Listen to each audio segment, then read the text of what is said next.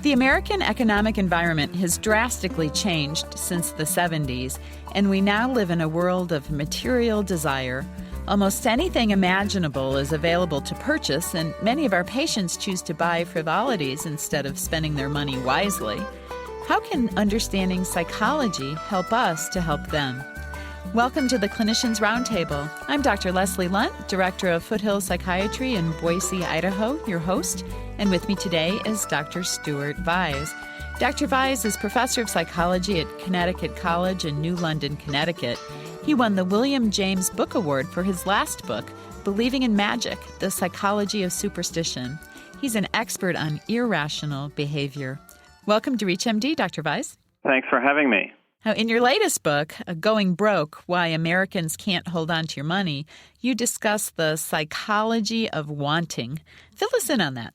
Well, we are always confronted with things that we can purchase, and the desire for those things is kindled by advertising and the emotional feelings that have been attached to a product, as well as looking around us and seeing other people doing those things. If we see that others have this thing and they look like they're enjoying it, or that it looks like it's typical now for people to use this thing, an iPod or a phone or anything of that nature, then we are going to want it. We're often going to think, well, we should have that as well. Right. And isn't it much different today for kids and adolescents? I know my 11-year-old daughter insists that everyone has a cell phone in the 5th grade, and she really needs one.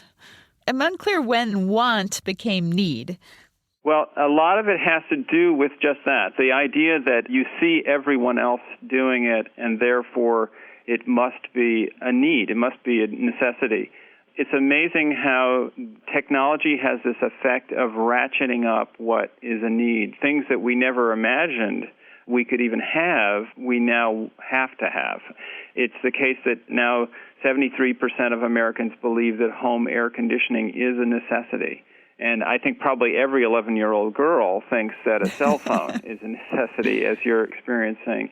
And, of course, it's not really. A cell phone is not a necessity, but we do tend to, as a culture, adopt technology, figure out ways to use it, and then in many cases feel suddenly as though we need to have it. We can't live without it. I think a lot of that can be re-examined, and you don't want your child to feel ostracized, but at the same time they can be taught to recognize that not every single thing they want is really a need. It's a want. It's a desire, but not something they have to have. How do you suggest we talk to our children and our adolescents and our patients about the impact and the exposure of advertising? Well, I think that one of the things that can be done is to teach children in particular that there is a purpose to advertising, that the purpose is to get you to buy things. And there are some, by the way, some interesting websites that teach children how to sort of figure out what's going on in an advertisement and how they're trying to suggest that you buy this thing. And once kids know that there's a purpose to advertising, that it's there to try to get you to buy something, they can look at it a little bit more rationally and recognize that, well, maybe I shouldn't be fooled by this. Maybe I should avoid that temptation and not do it. The other thing I think that's important for kids is merely to limit their exposure to it. They are exposed to a lot of advertising on the television and online. Kids are spending so much time online now that by setting up a schedule for the amount of time they're on the Internet rather than letting them do it willy-nilly, that you can limit their exposure to images that are going to create the desire for things. That's interesting to me because as parents, we think, oh, well, if our kids watch PBS, maybe that's acceptable television. But I know you talked in the book, and certainly any of us with kids know that Barney and Thomas the Tank Engine and the Wiggles and all these PBS program, icons come with a whole, raft of marketing spin-offs. Right. Yeah, absolutely. They do. At least they're not selling candy or, unhealthy kinds of things. But at the same time, it's true, it's very difficult to get away from the branding and commercial images that come with television, even PBS. And so therefore, limiting it entirely is probably a safer way to go. And it leads to less sedentary activities on part of kids. I mean, the idea of getting the television in particular insists that you be sitting still in order to watch it, and other activities, of course, would be much better for kids. Now, what about mall culture? That seems to be a primary recreational event for our adolescents in this culture. Right, and a dangerous one. I think that in the sense that that is a place where spending is supposed to take place, it ties entertainment to the transfer of funds, which I think is really unfortunate. It reinforces the sort of commercial world that we live in, where the marketplace, stores, objects, clothes, things become expressions of our culture. And to me, that's a dangerous thing. It's going to be something that is going to get people into debt. And it also, I think, is ultimately not a very satisfying thing. Children need other social spaces where they can get together other than at the mall, and should be encouraged to be involved in activities that take them out of the marketplace, as far as I'm concerned. I think that's very important. Sports, other kinds of activities that are less commercial, in which children can achieve and gain pleasure from that achievement rather than simply gain pleasure from buying things.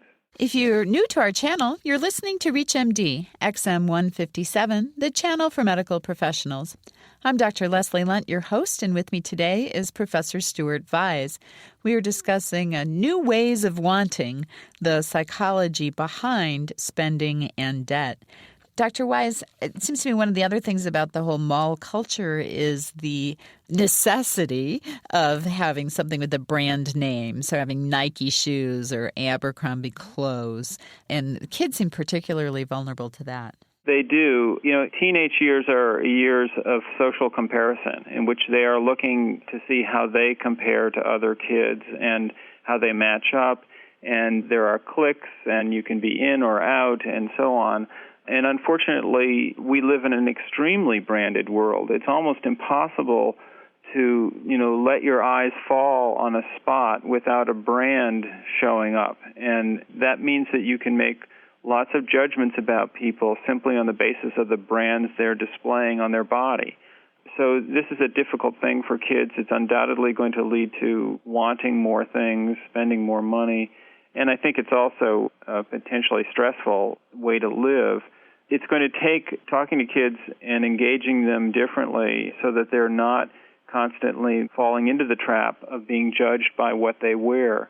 And I think that teaching children that the brand is not important. What's important is the product and them, not even the product, but what's important is the person inside.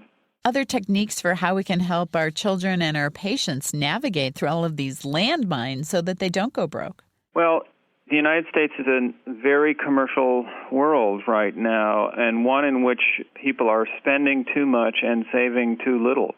I think that many patients that people are seeing are undoubtedly, among other problems, carrying a lot of stress about paying their bills. And working with them, or at least suggesting that they begin to save money in simple ways, that they look seriously at their balance sheet and work at living within their means. These are simple ideas, but they've gone sort of out of fashion. I'm thinking that now, with the economic problems that we're experiencing for the moment, that there may be a pulling back and people may begin to use credit less and save more. But these are issues that underlie a lot of problems. Marital problems, work problems, and so on often are affected seriously by the stress of not knowing how to pay your bills. And I think we need to address it much more directly. Is it helpful at all? One of the things that makes me just pull my hair out is patients who say, I couldn't possibly afford, fill in the blank, my medicine, healthy food, exercise, whatever. But you see them doing things like smoking and going to Starbucks every day. Any techniques on how to help people understand that the $3 and $5 that they spend several times a day really does add up into significant money? Well, other than saying that, the other part of it is to teach them that they are making impulsive decisions. That, in other words, that there are ways to take it slower. Don't always automatically make that decision to go buy something in a drive-through window, but that instead they should think seriously about cooking at home, forms of entertainment that are less expensive and are at home and don't require going out to the mall. I think we also have to look at gambling. This is something that a number of people are doing and is extremely costly. The most important thing might be just simply talking about where is their money going, what are they doing with it, and so on. And you can, I think, in many cases, get people to accept the idea that some of their money is going in the wrong direction and that they are, in fact, spending too much on things that they think are necessities or are understandable, but that add up to a big problem with that. Thank you so much for being on the show. Thanks for having me. We've been talking with Dr. Stuart Vyse about his book, Going Broke, Why Americans Can't Hold On to Their Money. I'm Dr. Leslie Lundt, your host. You've been listening to the Clinicians Roundtable on ReachMD XM 157, the channel for medical professionals. We welcome your questions and comments, so please visit us at reachmd.com. Our on-demand and podcast features allow you to access our entire program library on the internet for free. Thank you for listening.